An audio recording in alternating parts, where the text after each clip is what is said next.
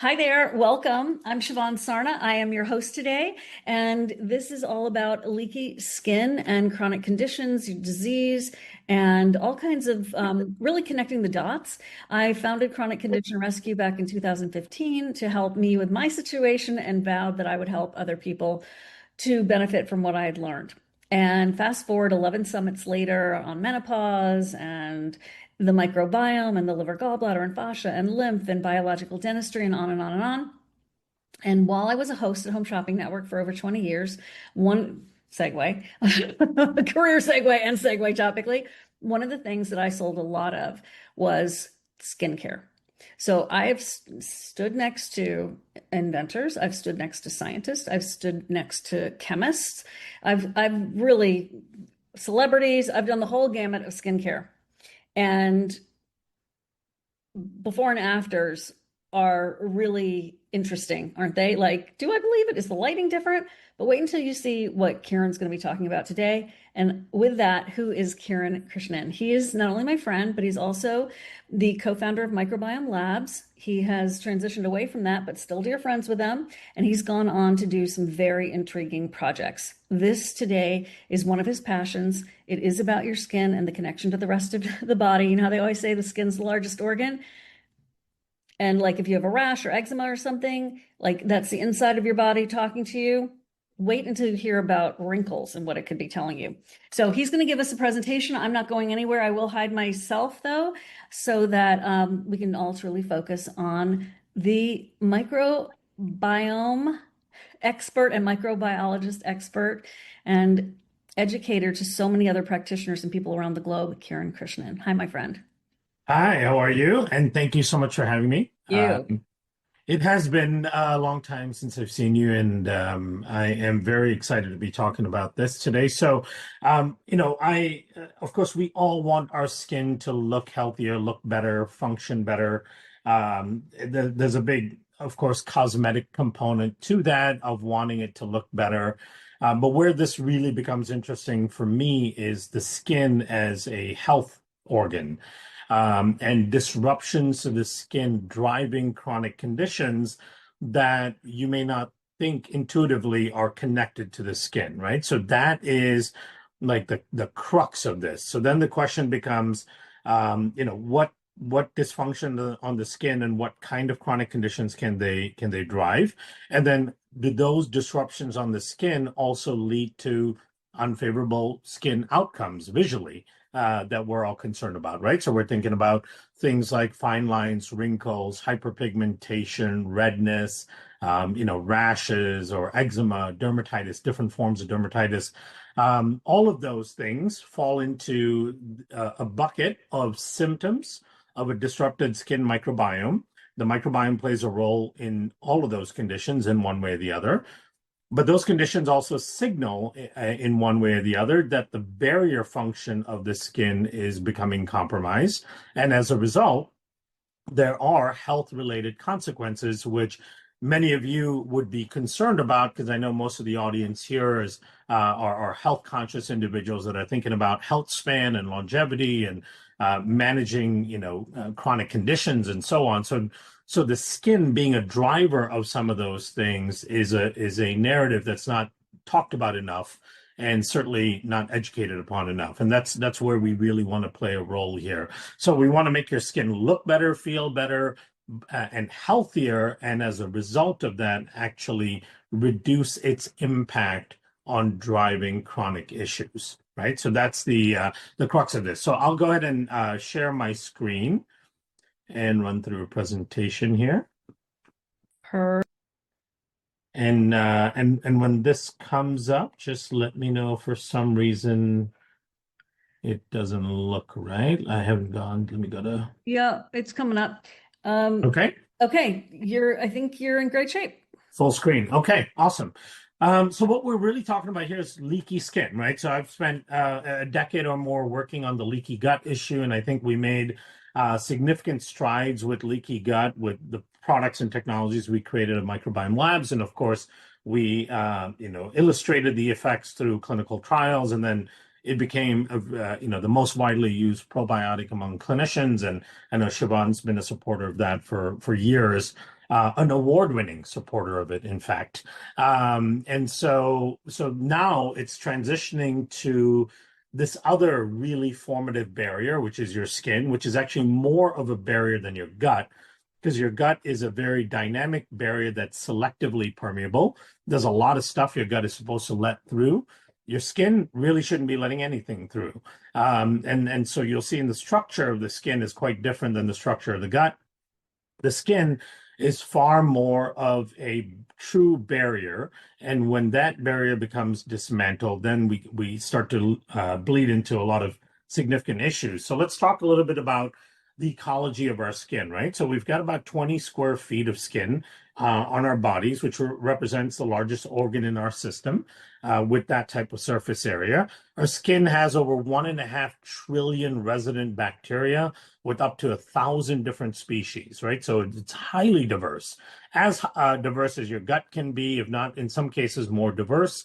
And many of these resident microbes that are on your skin are completely different than what you find in your gut. So you can think of your skin as being a completely different type of ecosystem when it comes to the microbiome, and it's incredibly dense. When you think about your the density of 1.5 trillion microbes, you've got almost a 30-to-1 ratio of skin cells to microbes on the surface of the skin, right? So we really have a high density of microbes here on the skin. The most common genres you see are Propionibacterium bacterium, Corneum bacterium, Staphylococci, that are found on the skin itself, and of course many different species of these types of microbes.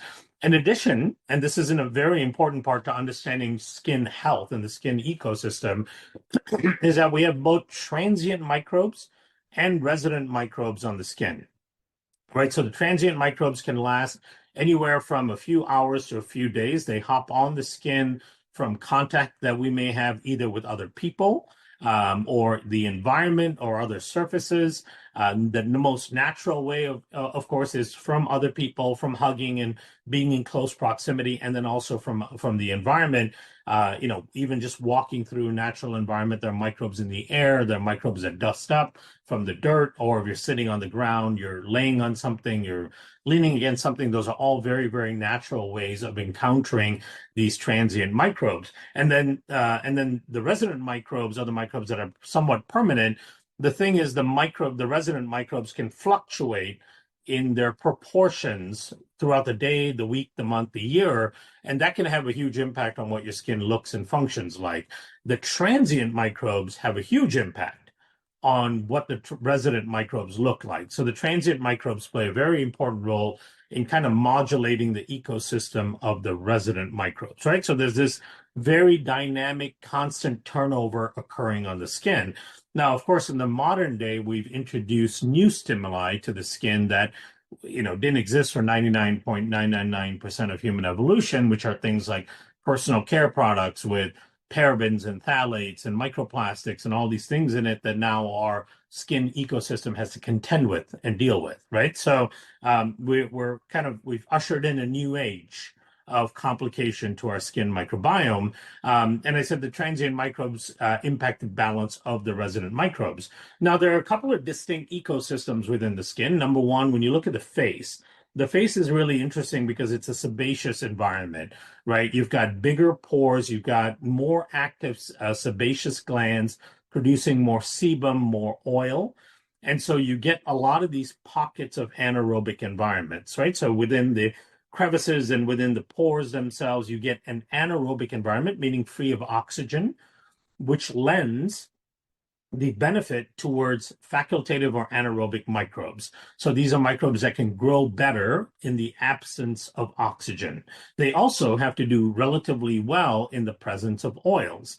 Keep in mind that most bacteria don't do well in oils. This is why you can have your oil sitting outside on the counter and it doesn't rot or spoil. It can get oxidized. That's a different thing than having microbes grow in it. but oil doesn't necessarily service microbial growth versus if you put milk, for example, out there, the carbohydrates, the sugars, the proteins will feed microbes really well. And so oil on the face means that it's becomes a very selective environment for very specific type of bacteria. And in this case, the face tends to have much lower diversity than the rest of the body, right? So, and that's important because stability on the face microbiome is about having actually lower diversity and a higher preponderance of microbes like Propionum bacterium. Those Propionum bacterium do well within the face. It can modulate the immune response in the face and so on, and maintain a healthy function on the face and on the skin microbiome of the face in particular. And they are lipophilic, meaning they like fat, they like the oils. Now, in the rest of the body, the arms, the back, the legs, and so on, these are the dry parts of the body, right? Very little sebaceous activity, not large pores. And so these drier areas tend to have higher diversity within those ecosystems. They tend to have a mix of Propionum bacterium. So some of the bacteria that you find on the face, you can also find on the body. You have more Staphylococcus, Micrococcus, Corneum bacterium, Streptococcus, and so on. So you get a much wider diversity. So the goal on the face is to maintain lower diversity, higher levels of Propionum bacterium. And on the rest of the body, you want high diversity. You don't want any predominance of any given species, right? And then on both cases, you're constantly fighting with opportunistic or pathogenic organisms that can drive inflammation and drive dysfunction. So on the face, the most well-known is Cutibacterium acnesis, which is a commensal that exists naturally on the face, but there are certain serotypes or versions of it that drive a lot of inflammation and can create comedones or lesions, acne lesions, right? So when they get into the pores and they're allowed to overgrow, they can trigger immune responses, create inflammation, and create acne lesions. But that's the same genre of bacteria in other people that actually is balancing for the skin. But you also want Staph epidermidis on the skin, and you want lower levels of diversity on the face skin. On the body, you want high diversity. Pathogens are organisms like Staph aureus, right? And you want more Staph epidermidis versus Staph aureus, so they're balancing acts on the dry parts of the skin as well. Here are the major disruptors to the skin microbiome. As you age, the diversity, especially on the body, will start to shrink. And then there becomes a change within the skin microbiome on the face, where you start to see higher levels of Corneum bacterium and lower levels of Propionum bacterium. And that shift is marked by age and then leads to dysfunction on the skin barrier, right? So there is a microbial shift that precedes changes to the skin. Gender, hormones, of course, impact the skin microbiome. We see that in hormonal acne and so on. Genetics, there are some genetic elements that alter how the immune system and other components of the skin respond to the microbes.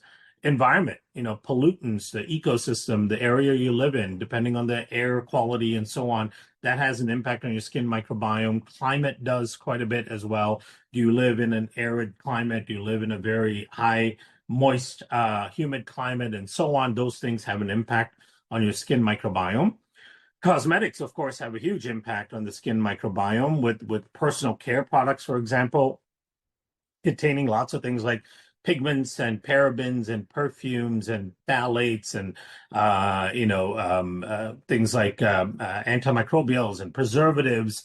All of these things have a negative impact on the skin and the skin microbiome. And keep in mind, we were not evolved to deal with those things. So our skin microbes and microbiome are still trying to figure out how to deal with these complicated chemicals.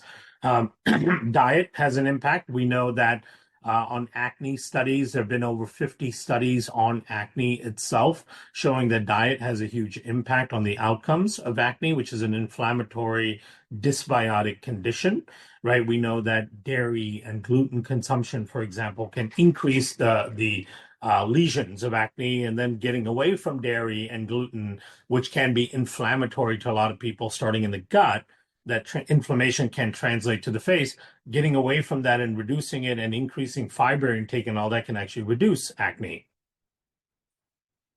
So we know that diet can have a profound effect. Hormones, like I mentioned earlier, immune function. So if your gut immune function is disrupted and you've got an immune system that is highly reactive and doesn't have good levels of tolerance, you're going to have an immune system that reacts more to things that your skin comes in contact with, right? And it reacts more audaciously, driving more inflammation, more damage to the skin cells, more damage to the skin barrier, which then propagates the problem even more. So immune function is important, and this is a part where the gut-skin axis comes in, because the gut controls a large part of your immune system. And if your gut is dysfunctional and your immune system is dysfunctional as a result of it, then you're going to have a higher propensity to have a reactive response on your skin, right? So you can have, two people wear a backpack all day long with the straps kind of irritating that surface of the skin on the shoulder. One person can take the backpack off at the end of the day, and then the irritation kind of simmers down and the skin is normal. The other person could have a rash for a week as a result of that, right? And then leads to more problems. The big difference there is what types of microbes are on that part of the skin, because those microbes also will control how the immune system responds to that area. And then what do their guts look like? If their guts are dismantled and dysfunctional, then they're going to have a higher propensity for a more severe inflammatory response. Lifestyle plays a big role, how much you sleep, how hydrated you are, exercise, getting outdoors, all of those things play a role. And then, of course, gut health as well, in part how I just explained it with regards to the immune system, but also in a couple other areas. So nutrient availability. Remember that the skin grows from inside out. The skin has tight junction proteins. The skin requires collagen peptides. The skin requires different types of amino acids and so on. All of those have to come through the gut, through the liver, through digestion. If you're not assimilating your nutrients enough, you're not going to get enough nutrients to the skin. And then including the ceramide. Ceramide is this layer of fatty acids on your skin that really acts as a strong barrier. It prevents moisture from escaping your skin, and it prevents fat-soluble toxins from entering in as well. The formation of the ceramide layer on the skin, which is a really important part of the epidermal layer, is through phytoceramides that come in from food. And then your gut has to break those down, assimilate those nutrients. It goes to the liver. The liver changes those phytoceramides into functional ceramides for your skin, and that ends up rebuilding the barrier of the skin through the liver, right? So on the ceramide layer. So there's a lot of roles of the gut system within the skin. And ecological disruption of the skin is the primary insult. That's the first thing that happens, right? When you start to see changes in the appearance or the function of your skin, right? As your skin starts to age, or you start to develop issues like rashes, eczema, psoriasis, acne, fine lines, wrinkles, hyperpigmentation, all of these things that we start to observe on our skin, which are unfavorable changes, those all started with an ecological change in the microbial community of the skin. And then there's a propagation of process, right? And we'll talk a little bit about the propagation here. That change in ecosystem on the skin leads to a downstream process which creates this issue of leaky skin, right? So as the skin microbiome changes, it tends to alter the relationship between the host, which is the cells of the skin, the microbes that live on those cells, and then the immune system and how the immune system responds to that relationship, right? So remember that the microbial community in the skin can directly influence or trigger the host immune system, and thereby recruiting the host immune system to that side of the skin. When the host immune system gets there, depending on what the recruiting mechanism was by the microbes, the host immune system can elicit a really profound effect that damages the host cell, which is the skin cells, whether it's the epidermal cells, the dermal cells, the ceramide layer, the collagen, the elastin, and so on, right? All the structural elements of the host skin. And the immune system will often be the culprit in damaging that, but it's responding to signals and stimulus from the microbial community. So here's some ways to think about it. The immune system of the host modulates the microbial community, right? So the immune system itself is trying to respond to the microbial community and control what the microbial community looks like. So if you've got an overgrowth of pathogens on your skin, your host immune system is going to know that, and it's going to be constantly trying to control the overgrowth of pathogens on the skin by eliciting inflammatory responses, trying to release antimicrobials, trying to basically do the normal immune response thing, which often then represents as redness, rashes, sensitivities, and all that on the skin. Right? We know that everywhere else in the body, when you get this inflammatory immune response, it creates disruption in the function of that part of the body. It creates symptomologies and so on. That's the same thing that's happening on the skin. The microbial community and its composition also have a great impact on the host's immune system, right? That has to be this cooperative relationship between the microbial community and the host immune system. That's exactly like in the gut, right? So the microbial community in the gut has a very deep relationship with the host immune system. And if the microbial community changes, the immune system changes and becomes less favorable. Same thing occurs on the skin. The microbial community will dictate the relationship to the immune system. And if the microbial community changes in an unfavorable way, the immune response tends to change in an unfavorable way as well, right? And then both the microbial community and the immune system can have a negative or a positive effect on the host cells, which are the skin cells themselves. So the microbial community themselves can damage the host cells by producing toxins and certain types of enzymes and things that can create damage to the cells.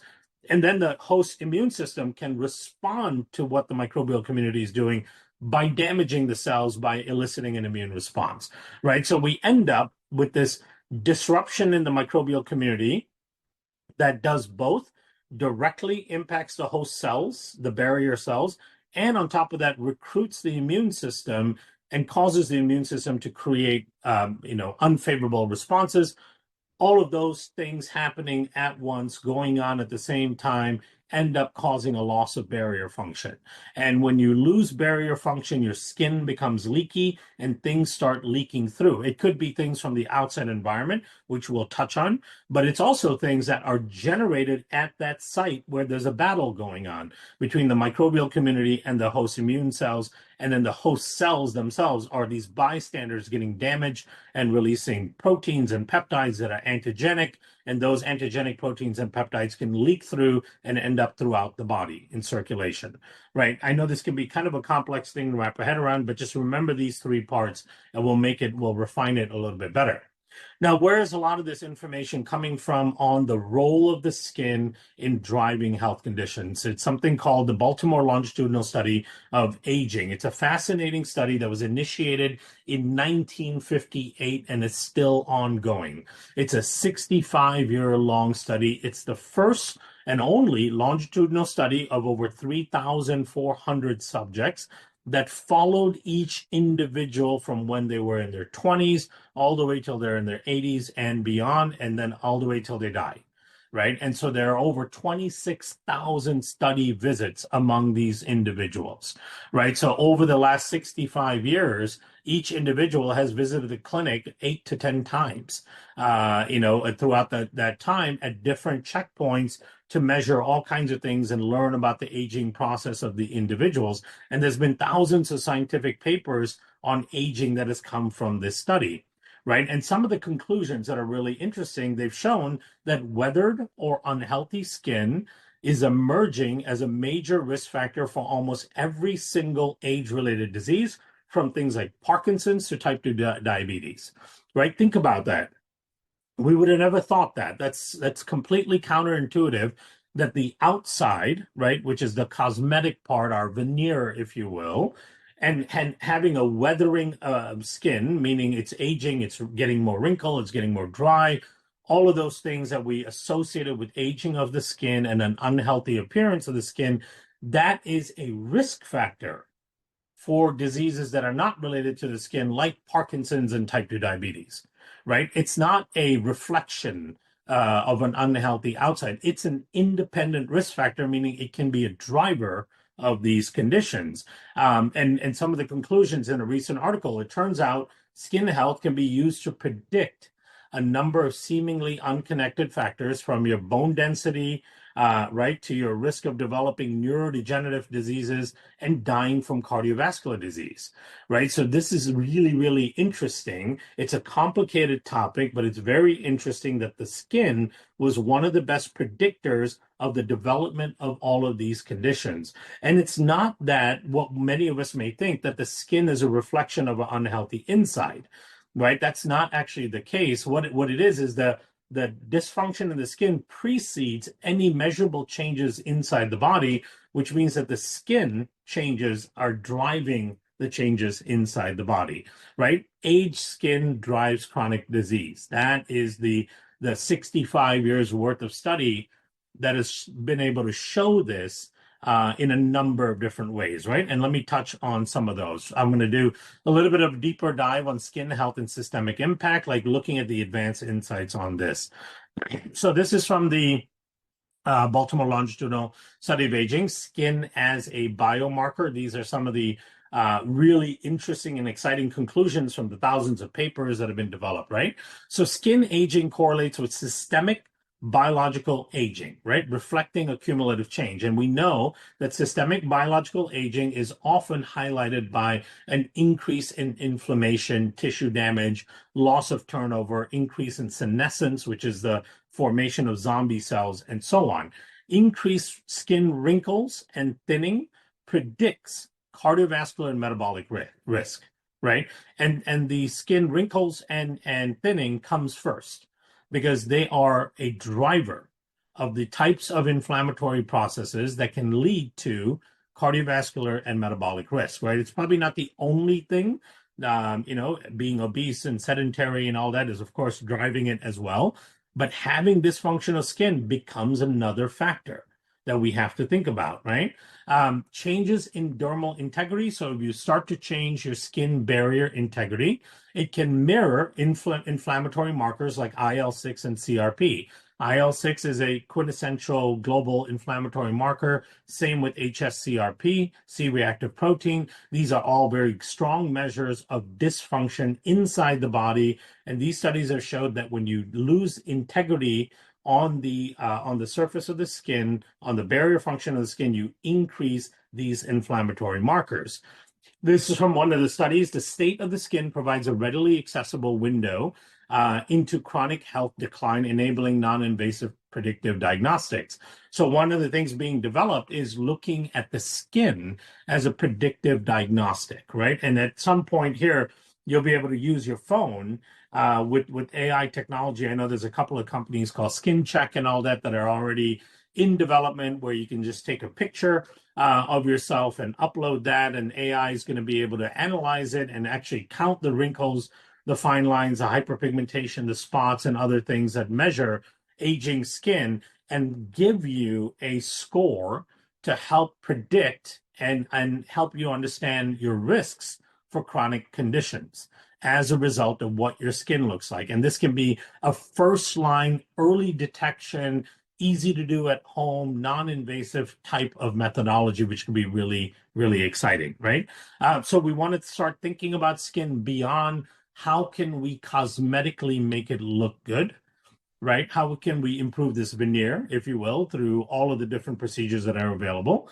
But and instead, how can we make it healthier so it looks better, right? Can we achieve skin aesthetics by making skin healthier? Because then the implication is it improves all of this, right? So routine skin assessments can serve as a tool for early disease detection, which means that if we can use tools to improve skin function and look and so on, we may be able to improve our overall health span as well. So here's some more finite examples of how a dysfunctional skin microbiome and dysfunctional barrier can lead to pathologies of chronic disease, because I know this is kind of hard to wrap one's head around, right?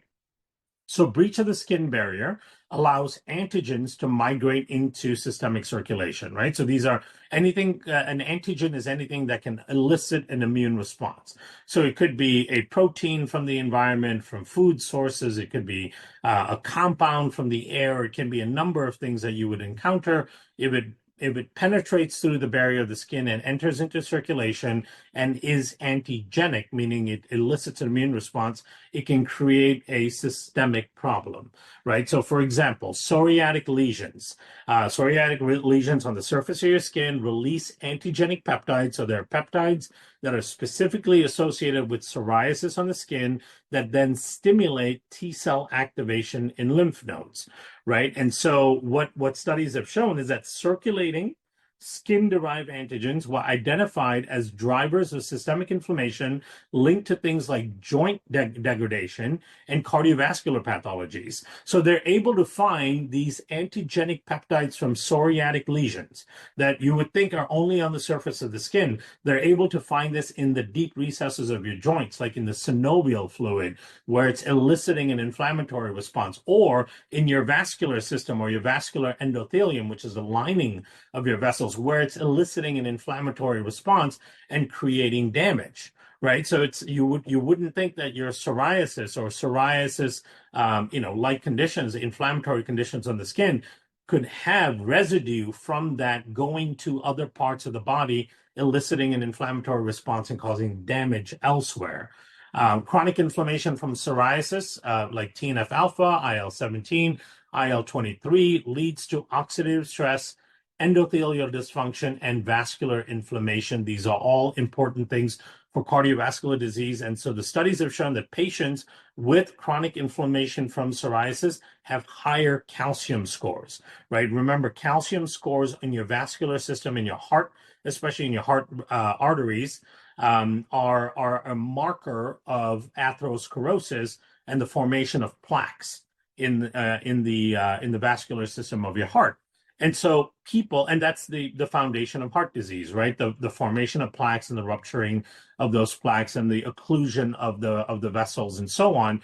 And so at the end of the day, what they are able to show is that chronic inflammation from psoriasis can be found to increase inflammation in the lining of your vessels that increases plaque formation. Right. So that's very profound and important for cardiovascular disease. Also, chronic antigen exposure perpetuates inflammation, disrupting immune homeostasis, putting people at increased risk for more autoimmune conditions, more cytokine storms when you encounter a new virus, for example, and so on. Right. So it disrupts the immune system.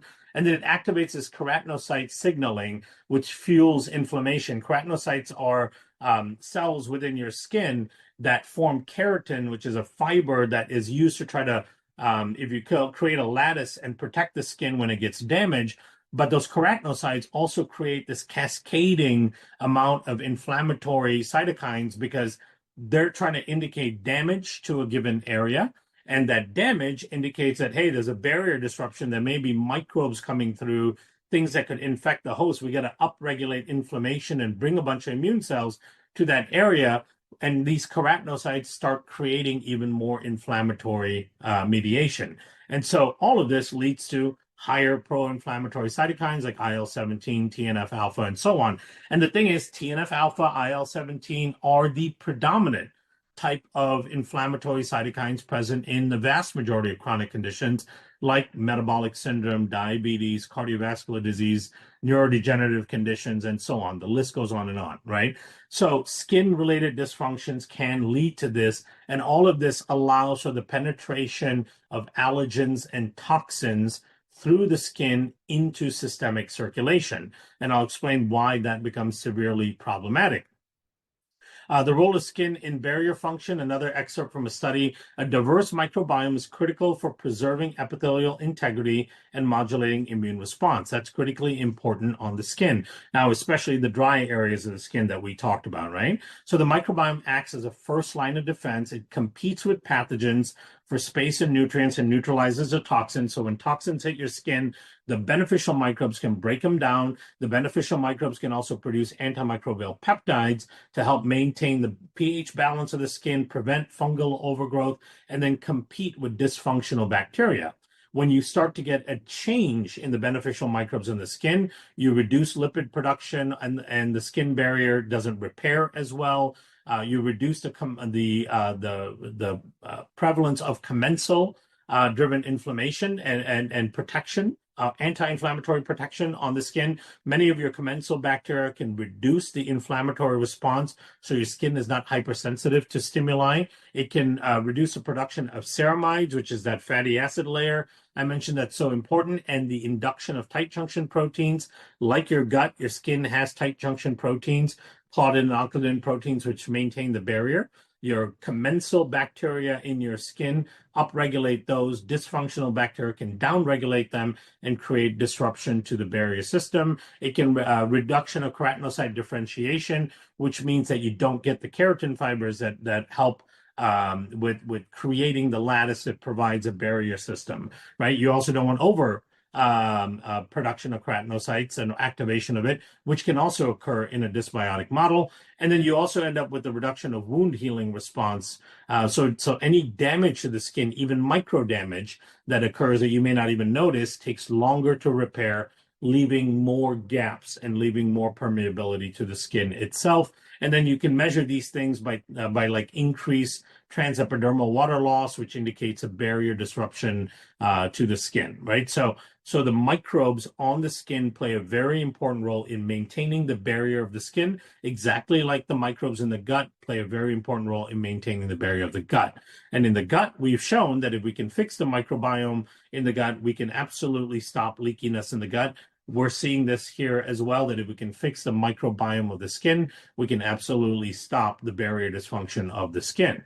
So here are some examples of common conditions that are driven by the skin microbiome dysbiosis, right? For example, eczema or atopic dermatitis, driven by an increase in pathogenic bacteria like Staph aureus. So if you have elevated levels of Staph aureus, you have much higher risk of developing eczema or dermatitis, because those microbes are producing toxins in that area, damaging the skin, and then recruiting the immune system to come and create this overt inflammatory response to the damaged skin, which damages the skin even more. The microbes go even deeper into the skin, cause even more inflammation, and the cycle keeps going, and then it starts to spread throughout the body, right?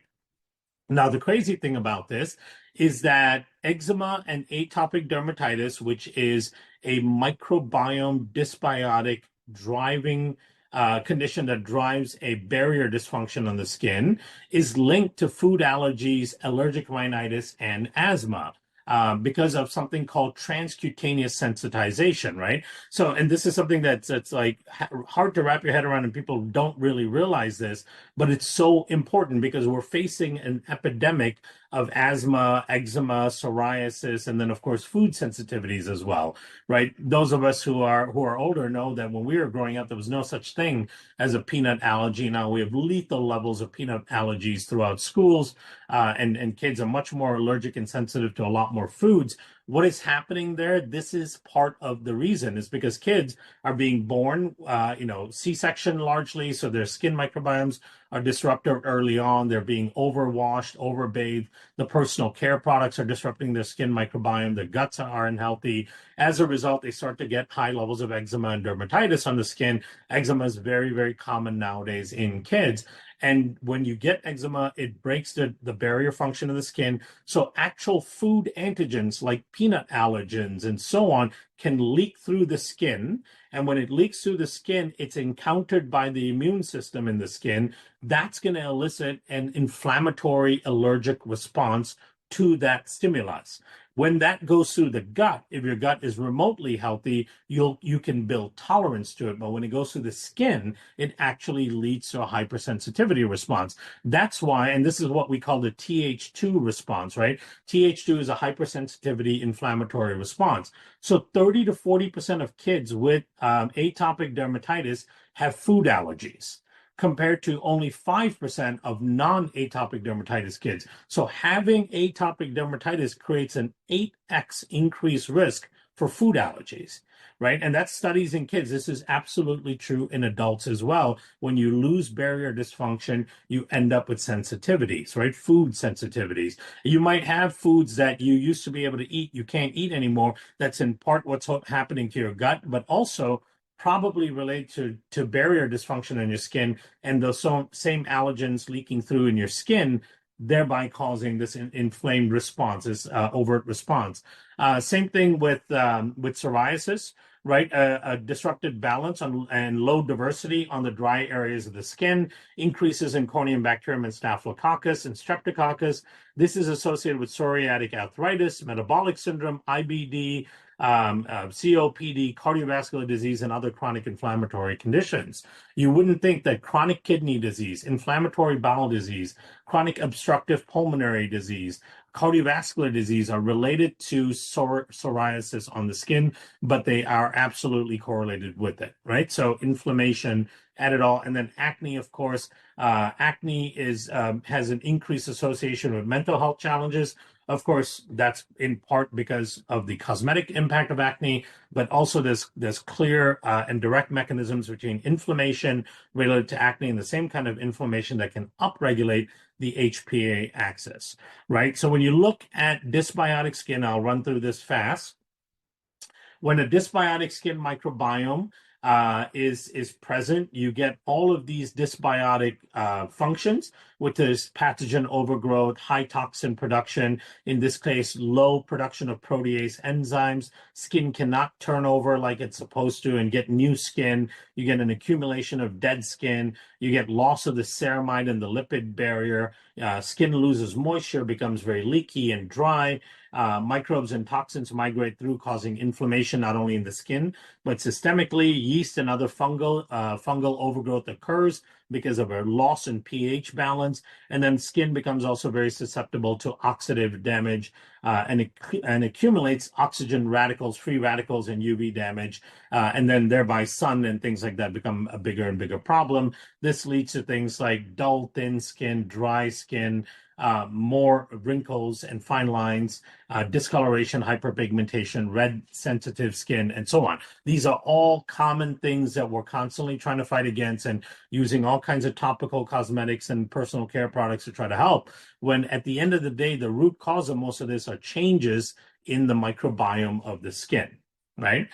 So the chronic skin barrier dysfunction can escalate to systemic chronic disease, emphasizing the need for integrated dermatological and skin and systemic care approaches. These are from some of the authors within the Baltimore longitudinal study on aging. So we developed the spore-based biome balancing skin serum, and the reason we use spores is certain types of spores are naturally transient organisms on the skin, and when they get on the skin, they can elicit a bunch of really beneficial effects, like modulating the skin microbiome, like reducing some of the inflammatory responses and upregulating some of the repair mechanisms within the skin itself. So all the things we're doing on a day-to-day basis to damage our skin microbiome and thereby damage our skin and also increase our risk for leaky skin, and all of the consequence of that can be to a degree controlled and undone by SIV.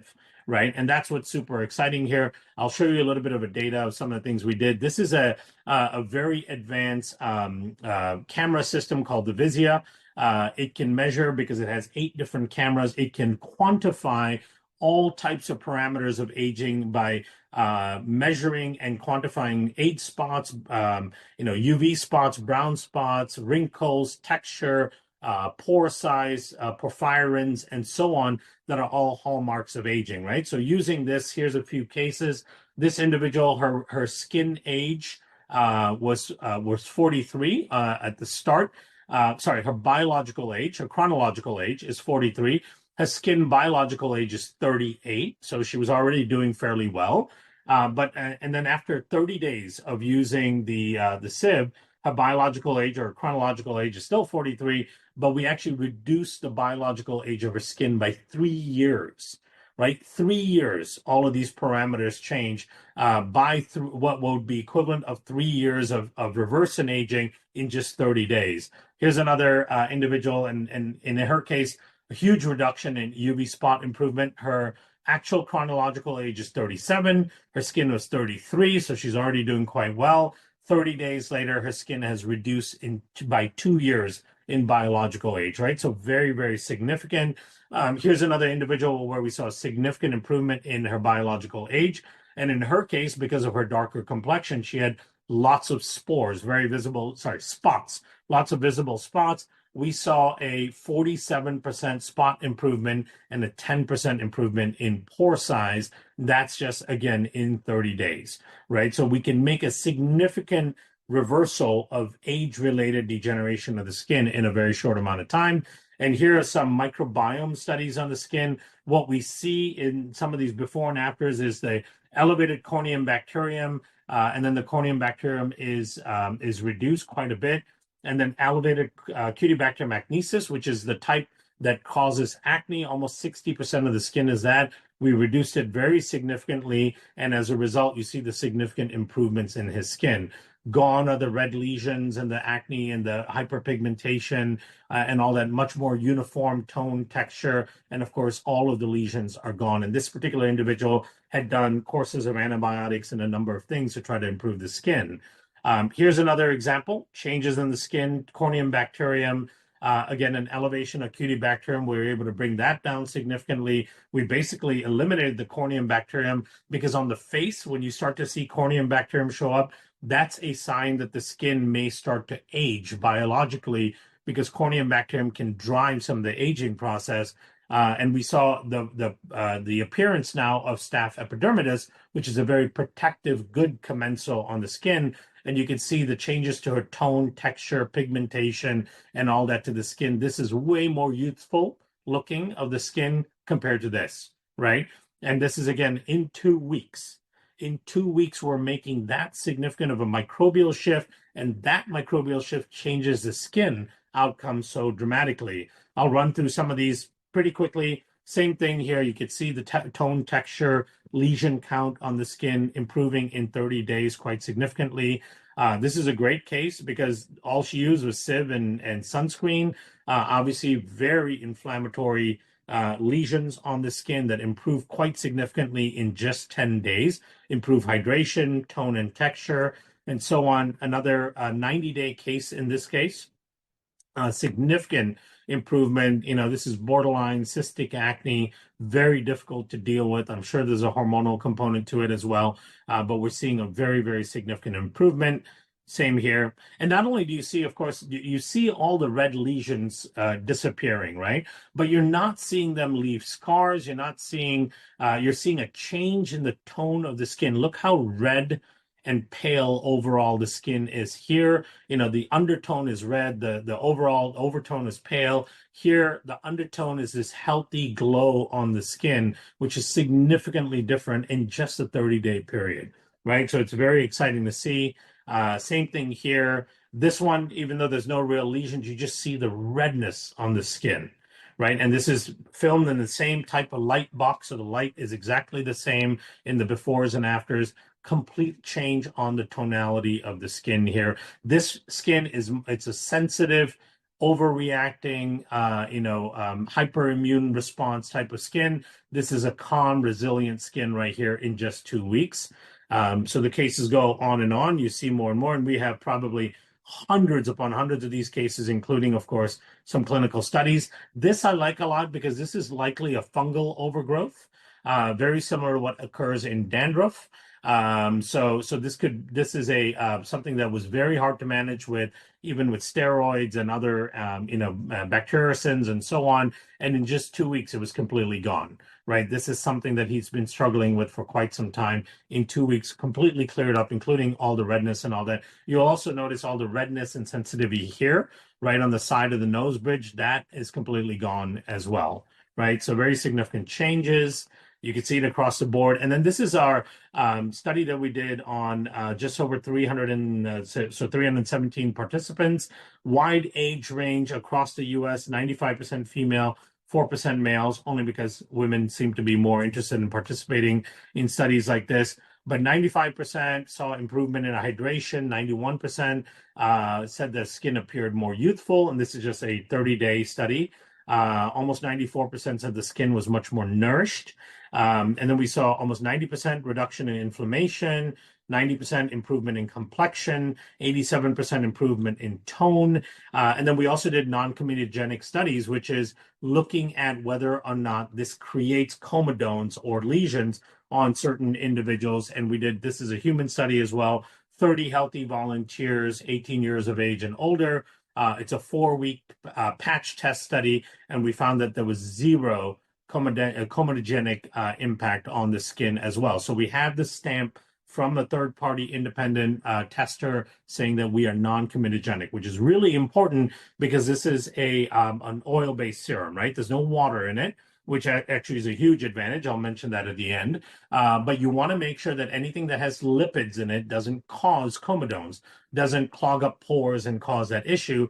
This type of study was really important, and we verified that. Then we did a whole bunch of studies on sensitivities and whether or not it's safe for sensitive skin and so on, and different types of skin, different color, orientation. This was a 6-week study. It's a single blind study where the individuals were blinded on the test, and we got all of these badges, right? Dermatologist approved, non-irritating, suitable for all skin types, allergy tested, clinically tested, all the good stuff, safe for sensitive skin and so on. So all of those have been completed as well. The technology here is really twofold. One is quorum sensing, the ability of the spores to read the microbial environment and then elicit a beneficial response, whether it's competing against dysfunctional microbes, modulating immune response, enhancing the growth of the beneficial bacteria on the skin, and then even some of the components within the ferment itself have immunomodulatory effect. So there's a number of mechanisms at play that makes this a really, really unique way of approaching skin health. And the overall benefit, build resilience, deliver relief, support the balance of the skin. We're looking at leaky skin, inflammatory conditions. Our goal is to make your skin look better, feel better by making your skin healthier. And by making your skin healthier and reducing that barrier system as an independent risk factor, you make yourself healthier overall, because you're doing all these things, right? You're working on your gut, you're working on your immune system, you're getting metabolically healthier, you're trying to exercise, you're doing all of these things. You don't want to forget that your skin is an equal independent activator of dysfunction within your system as well, right? It's applicable to all skin types, no contraindications, ease of use, once a day after you clean your skin. This is the formula. It's got squalane in it, caprylic acid and caprylic triglycerides, glycerol, caprylate, and the proprietary bed of spores. So really 4 ingredients. No moisture, because there's no moisture. We don't need to put preservatives in it. We don't have to put antifungals. We don't have to add any of those. So it's very clean. There's no fragrances, no masking colors, any of that stuff. It's a very, very clean, pure formula. So it works really well. At home, the simple use, clean your skin, use a toner if you use it. After you clean your skin, then put on the sieve, and we'll demonstrate it in a second. And then put moisturizer on top of it, or SPF, or whatever else you use. You can also use it with makeup, which I'll talk about in a second. But before we jump into that, we can address some of that in the Q&A. In our partnership with Siobhan, and for her wonderful audience, we always want to give some sort of discount or bonus. So we do have a code, Siobhan15, for 15% off, which expires on the 17th of June.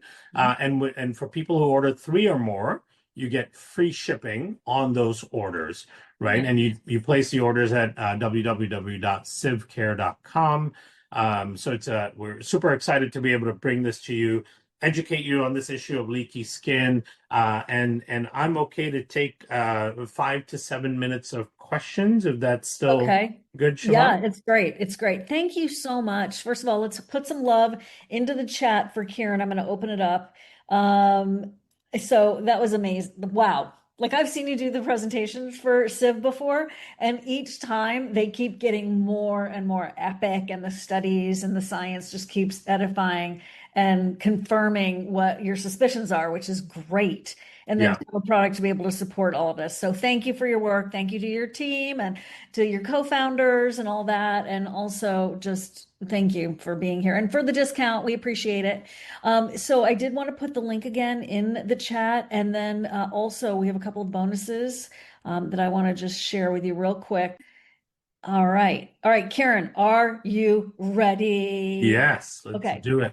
If you've already put your question into the Q&A box, do not put it in the chat, because I'm going to close the chat in just a second. Ludi, how do I stop seborrheic keratosis from multiplying in my face? Allergist says I just have to live with this.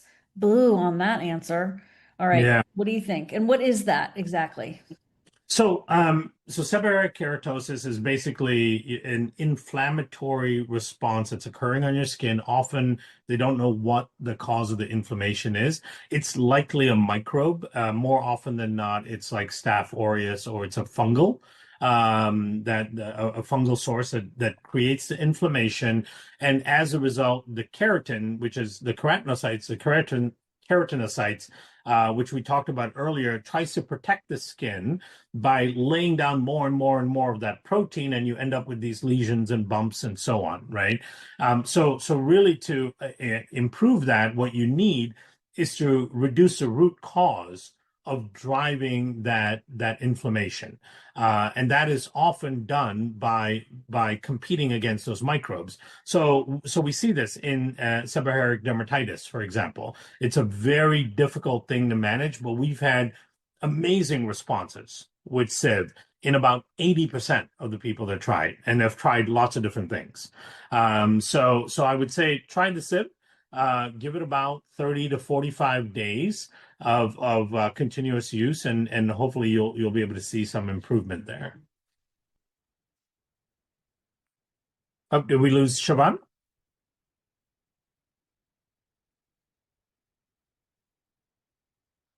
Morgan, are you still there? Mm-hmm. Yeah, Okay. I'm still here. I think we're still live. So I'll go ahead and Yes, I'm you sure are. Siobhan will jump back in. Let's see. I'll answer Christopher's question. Hey, Christopher. Thank you for being here. Which of the products would you recommend for patients who clear different species of streptococcus in the large intestine? So obviously, SIV won't work on the large intestine. If you have streptococcus colonizing in your gut, a problematic streptococcus, you might have it on your skin as well. So you may consider SIV for that part of it. But I would look at the HU58, the probiotic HU58. It does a fantastic job at competing against problematic streptococcus. How to address chronic dry, rough skin between the toes, and what does it mean? So that means, so a lot of times what happens, right? So between the toes is a moist area that's covered all day long. You end up sweating. You might have socks on and so on, and people certainly don't wash between their toes very well. So it's an area where you can get overgrowth, especially fungal overgrowth. It may not be at the point of athlete's foot, but you may still have fungal overgrowth that is disrupting the pH of the skin and thereby the barrier of the skin. The ceramide layer is completely disrupted, and thereby it gets really dry and very irritated. And over time, it'll get more and more inflamed. Also, keep in mind that your feet, especially the areas of your toes, have the worst circulation in the body and the highest the lowest body temperature, right? Because it's farthest away from your core and circulation tends to be poor there, which is another reason why people get gout in their big toe. So you've got poor circulation. You've got a lower body temperature, which facilitates the growth of dysfunctional microbes, and you've got an area that's continuously moist throughout the day and so on. I would absolutely clean that area well and then apply SIV to it once or twice a day for the first 2 weeks. You just shake up the bottle like this. You take a few drops or put a couple drops in between and actually rub it within the toes. We've had people have great success with things like athlete's foot and so on. Put the SIV there, and then you can put a moisturizer on top of it. You may use like CeraVe, which is a topical ceramide lotion. So you add that on and do that for about 2 weeks. You should see a very significant improvement. Can antigens, pollutants be entering one's systemic circulation through the skin without any signs of skin inflammation? Yes, absolutely. That's one of the things that's been discovered, is that even if your skin's not inflamed, if it's showing any sort of signs of changes or aging, right, like thinning of the skin, there's this issue of skin becoming thinner. Dryness may not be inflammatory, may not look red, but it can still be a barrier dysfunction. The development of fine lines, which may be hard to see with the naked eye, something like the Visia can pick that up. but the development of fine lines is an indication that barrier dysfunction is occurring. So absolutely, those things can be leaking through, even if your skin is not red and inflamed, right? So this says, and then Millie says, so that means that we need to remove the invasive bacteria first. Yes, in the case of the gut, in the case of the skin, anytime we're talking about barrier dysfunction, the important thing is about competing against the invasive disruptive microbes. Now, you don't want to necessarily use an antimicrobial for it. So the response here is not, well, I'm going to use antimicrobial soaps and kill off those bacteria. Just like antimicrobials in the gut, you're going to kill good stuff as much as bad stuff, right? So you could be actually doing more damage. It's different if you have a staph infection that's rampant. Your doctor may give you an antimicrobial, a topical antimicrobial to use. That's a different scenario.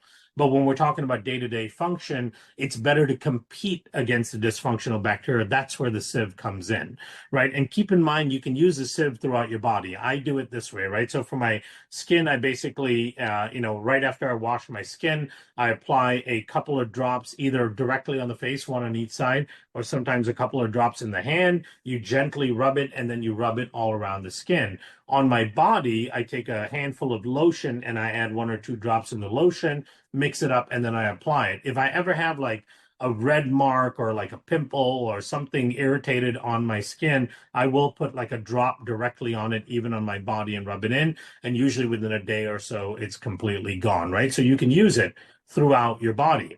And then Millie also says, do all of these apply to the person that has Hashimoto's and skin is very dry? Absolutely. So the correlation between why Hashimoto's and dry skin would be occurring is people with Hashimoto's often have a disrupted gut, disrupted liver function. You're not getting the proper ceramide production through the liver. You're not assimilating nutrients properly in the gut, and you tend to be more inflamed overall. Then on top of that, if you have dysbiosis on the skin, it's going to drive a lot of that inflammation. Siobhan, you there? Yeah, hi. I don't know what happened. I'm at a hotel, so the internet did something weird, but I'm back, and you've been doing great with the questions. Thanks, Kiran. Yeah, of course. Hey, Flippy, good to see you here. If for I know we only have like 3 minutes left, you guys, and of course, everyone wants to know what kind of face wash to use. Do you like CeraVe? And then also, what kind of body lotion do you use? Yeah, I like CeraVe as both a body lotion, and they do have a face wash that they have. I actually use a soap. I use a bar soap for my body and my face. I think the bar soap is a Kiehl. It's Kiehl is kind of like supposed to be a men's line. I mean, obviously, I think it's good for men and women. But it's a very clean and simple bar soap. For me, it's just about the surfactant function. Getting the dirt off the face, not stripping the face too much of the oils. My skin tends to be kind of moderately oily anyway. And so, I like the bar Indian soap. skin. Indian skin rocks. Exactly. Yeah. Yeah. There's a question from Danielle about perioral dermatitis, which is fascinating. Perioral dermatitis is a really complicated issue because we have a lot of clinicians that have been struggling with it for years, like in terms of their patients, and they try all kinds of things.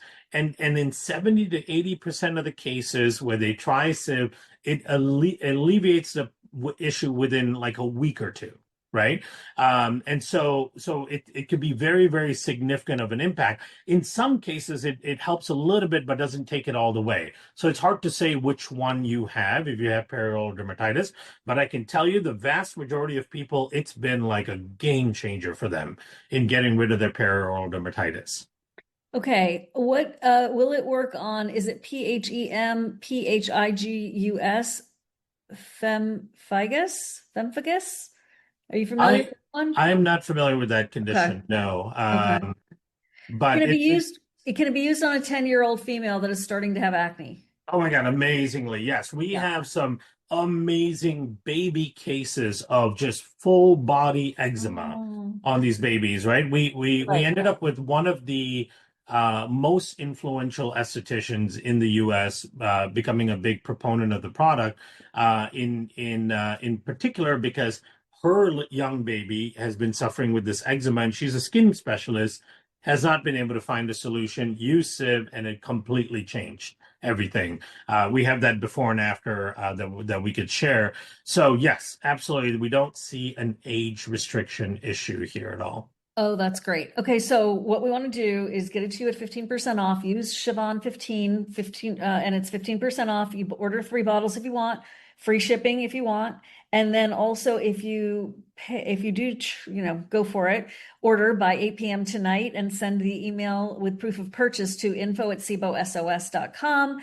Then I will send you Kiran's Microbiome Menopausal, really phenomenal, so densely researched, wonderful masterclass that's normally $59, and then also his slides from today. Unfortunately, we do have to wrap up, but I wanted to say thank you to Kiran and his team and to all of you for coming there. So I know we can sit here and we go, what about this? What about this? What about this? You should just get it and try it, because we're talking about a systemic balancing out of the microbiome, right? So if you start to look at it with that lens, all kinds of possibilities open up. It's not just like, oh, this is just for one thing. Your body has an innate wisdom, right? And when you give your body the support that it needs, and he was talking about these like keystone strains and the government of, or neighborhood watch, I think is nicer, of the microbiome, it comes into balance. You get rid of SIBO, your microbiome comes into balance within weeks. You can lose food sensitivities very easily. So the microbiome is running the show, all of them, vaginal, facial, skin, oral. It's running. They're running the show, people. This is the breakthrough. This is what we were not growing up with. This is what we, however, have come to learn about from people like Kiran, well, from Kiran, and people, who are, God bless them, really pioneering this work. And the fact that we can actually alter it. And by the way, we're not just talking about like having sauerkraut, right? Because that also can be detrimental, because it's about finding a homeostasis. And I know a lot of people who have gut issues and they're like, Siobhan, I'm doing sauerkraut. I have terrible bloating. I'm like, oh my gosh, stop with the sauerkraut. You're already a fermenting machine. Don't get me started. Oh, I'm started, Kiran. Okay. Yeah. Do you ship to Canada? I think we're starting to, yes, very soon. We filed it and registered it in Canada, and I think in maybe a week and a half or so we'll be able to ship to Canada. So if you put in your order, we'll hold it and we'll be shipping there. There's a question about do you have to order 3 to get the bonus? No, I think the bonus is just one. Just get today, one. That's right? fine. Yeah, it's by 8 for the free tonight. shipping. Yeah. Yeah. That offer, by the way, for the bonus master classes is only for today, June 10th, 2025 by 8 p.m. Eastern time. If you're watching the replay, thank you. I know watching replays aren't always fun, but we really appreciate you. And this is just like an extra incentive for those of you who showed up live. Can you get it through Fullscript? I don't think so. Nope. It's only here. Plus, this is the best price. Not only the 15% off, but also the free shipping if you do the 3, but also the 15% off is just like a radically fantastic price. Yeah. Yes, it works as an anti-aging substance. That's really, really what we're talking about. Yeah. So I wish we could have gotten to everything. Perforated eardrum. Oh, I mean, yeah, I don't think we're going to help with that. I think they're having a lot of eczema or psoriasis in the ear with like the snake skin ear. That you can help with. So the eardrum is perforated because of inflammation and pressure. You're going to want to let that heal and of course, work with your ENT on it. Right. But on the lobe of the skin, if you have eczema, it absolutely will help with that. Okay. I'm just going to do one last one. You mentioned Skin Check. Has Kiran ever heard of AI Dermatologist Skin Scanner or any other AI apps? Just how accurate are these? No one knows how accurate things are in this developing technology until you don't. So it's a spectrum. And do they miss anything? Yes, they're going to miss things and get certain skin conditions wrong if he has examples. I know in-person dermatologists miss things, true, and to a lesser extent misdiagnose. So having these tools as a complement is important. It's very exciting, the possibilities, and using AI, it is, et cetera. Yeah, I've done a lot of deep dives in it because I was potentially investing in a couple of these companies as well. Yeah. What's really interesting with AI, so visual diagnostics, right? Whether it's reading scans or surfaces, AI more often than not gets it right about 25% better than clinicians do. Fantastic. Right? The human error component, but there's also nuance in diagnostics where the clinician plays a very important role. So where these types of AI skin checks can play a really important role is that interim between your visits, right? If you're going to see for a full body skin check once a year, every 3-4 months, you can certainly use AI to kind of keep up or manage a particular issue, because it's also hard to get into the dermatologist, right? I know in my area, most of them have like a 3-month wait list or something like that. So if you have an emergency issue that has changed radically in a short amount of time, you need to know that to be able to call the dermatologist and say, hey, there's something radically changed about this thing that we've been following. And that's where the skin check stuff can come in handy. Yeah. So it's a wonderful tool, right? These are all tools that Totally. we're so blessed to have access to. Bless you, Kiran. Thank you, sir. I can't wait to Thank see you, you next everyone. time. Thanks, everybody. We'll catch you next time. Mwah, mwah, mwah, Bye-bye. mwah. Much love. Take care. Bye-bye.